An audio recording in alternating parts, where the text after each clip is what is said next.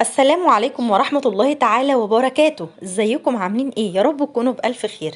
تعالوا بقى كده النهاردة هنعمل وصفة سهلة وبسيطة كده. لو عندك كيس مكرونة او اتنين تعالي وهاتيهم وهنعمل بيهم احلى شوية مكرونة بالصلصة. ولو عندك كمان ربطتين سبانخ في التلاجة طلعيهم، ما عندكيش شوربة مفيش اي مشكلة. هنعمل احلى غدوة. غدوة خفيفة وجميلة من غير شوربة من غير اي حاجة. تعالي كده يلا هاتي بصلاية متوسطة وفرميها فرم ناعم، وعليها 4 فصوص من الثوم، وفي حلة على النار فيها شوية من الزيت هنحمر الكلام ده كويس جدا لحد ما لون البصل معانا يتحول يتكرمل كده يبقى لون ذهبي. يلا شوية طماطم افرميهم كويس جدا وانزلي بيهم على البصلة بعد ما لونها يصفر او لونها يتكرمل معانا كده يبقى لونها اصفر كده وجميل. وهنصفي الطماطم اهم حاجة.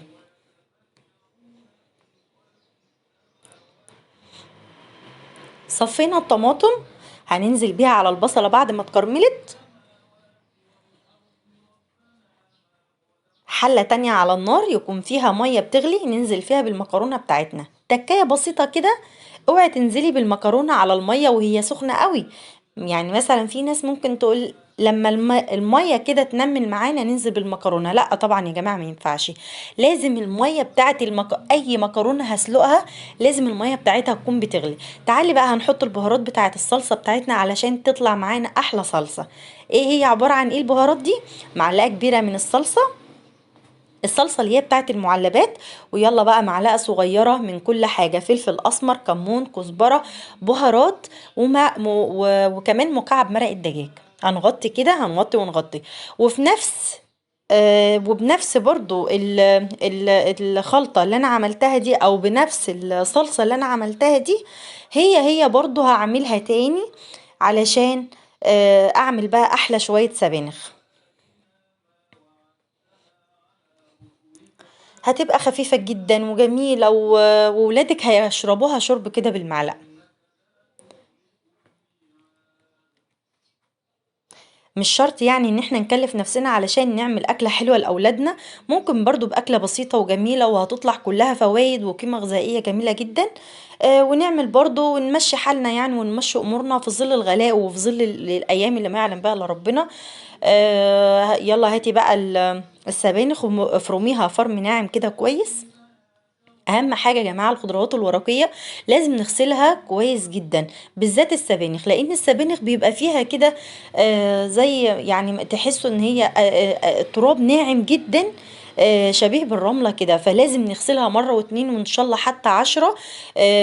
ما تبدأيش ان انت تستخدمي السبانخ الا لما تلاقي المية بتاعتها كده رايقة وجميلة. لان زي ما قلت لك ان هي بيبقى فيها نسبة كده من مش عارفة تحسيها رملة، مش عارفة. المهم ان انت ما تستخدميهاش الا لما تلاقي المية بتاعتك رايقة وجميلة كده. خلاص كده.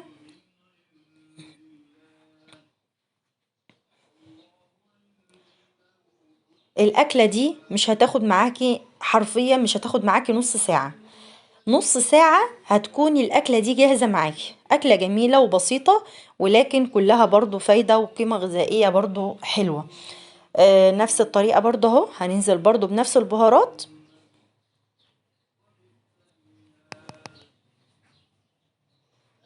هي زيها زي صلصة المكرونة اللي أنا عملتها. ولكن هنا أنا نزلت بالطماطم. آه، يعني بعد ما دبلت البصل كده شوية وحسيت إن ريحة التوم فاحت وطلعت مع البصل، دبلتهم شوية. ما استنيتش لما البصلة تتكرمل زي طبعا صلصة المكرونة. هنا المكرونة يا دوبك إنها قلبت معايا قلبتين ورحت طافية عليها ورحت مغطياها بسرعة بالغطا بتاعها. خلاص هي مجرد 10 دقايق بالظبط المكرونة جاهزة معاكي، هتطلع مفلفلة كده يعني مش معجنة. اهم حاجة ان انتي زي ما قلتلك لازم تسيبي المية بتاعة المكرونة او المية اللي هنسلق فيها المكرونة لازم نسيبها تغلي. لازم تغلي، لازم تكون بتقلب قدامك كده بتغلي. وهننزل فيها بمعلقتين كبار من الزيت علشان زي ما قلت لك المكرونه تطلع كده واحده بواحده زي ما انت شايفه. طيب هنحط ايه كمان على السبانخ؟ هنحط كمان ربطه كزبره على السبانخ هتديها ريحه وهتزودها قيمه غذائيه كمان وهتديها طعم جميل كمان. السبانخ دي احنا هنعملها من غير شوربة، ما عندناش شوربة، هتنفع برضو، هنعملها من غير شوربة وهتطلع زي السكر.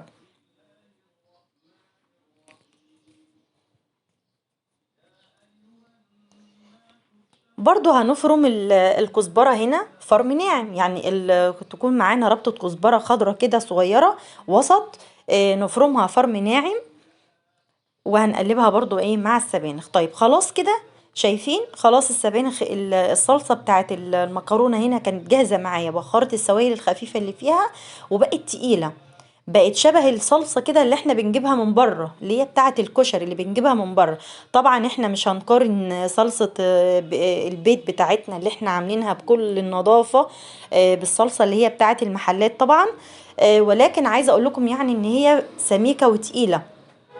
خلاص هنا برضو كانت اتسبكت معايا اللي هي الصلصة بتاعة السبانخ، خلاص اتسبكت معايا. ننزل بقى بالسبانخ بتاعتنا مع ربطة الخضرة. طيب ايه هي بقى الشوربة بتاعتنا؟ طبعا السبانخ لازم هتعوز شوربة. طيب هاتي بقى كده كوباية مية مغلية او شوية مية مغليين كده، وانزلي عليهم بمعلقة كبيرة من السمنة. يا سلام بقى لو كانت سمنة بلدي.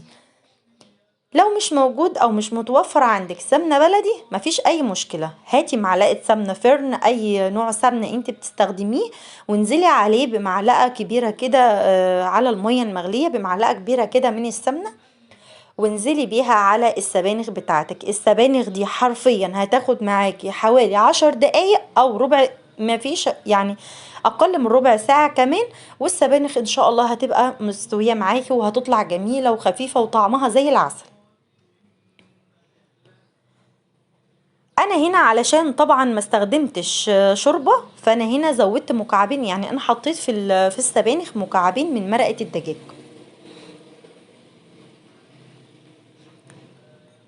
هنغطي عليها كده، هتغلي، هتغلي كده يعني تغلي غلوتين، هرجع برضو اهدي عليها النار. المكرونه بقى هنا، شايفين المكرونه هنا كانت بردت تماما، كانت بردت خالص. شايفين بعد ما بردت هي مفلفلة وجميلة ومش ملزقة، يعني مش نازلة حتة واحدة، مش نازلة كتلة واحدة، لا مفلفلة عن بعضها وجميلة وخفيفة. مش لازقة في بعضها خالص. ده كله بسبب ايه؟ بسبب كمان معلقة الزيت اللي انا حطيتها بعد لما المكرونة اتسلقت وطلعتها كده، صفتها وحطيتها في طبق تاني، ونزلت عليها بمعلقة من الزيت، والمكرونة سخنة كده تنزلي عليها بمعلقة بسيطة من الزيت وتقلبيها. شايفين الصلصة معانا تقيلة وجميلة وحمرة جدا ازاي؟ طبعا نسيت اقول لكم ان احنا هننزل يعني صلصة المكرونة كمان يا جماعة علشان نخليها باللون الاحمر الجميل ده، بننزل بمعلقة كمان من البابريكا.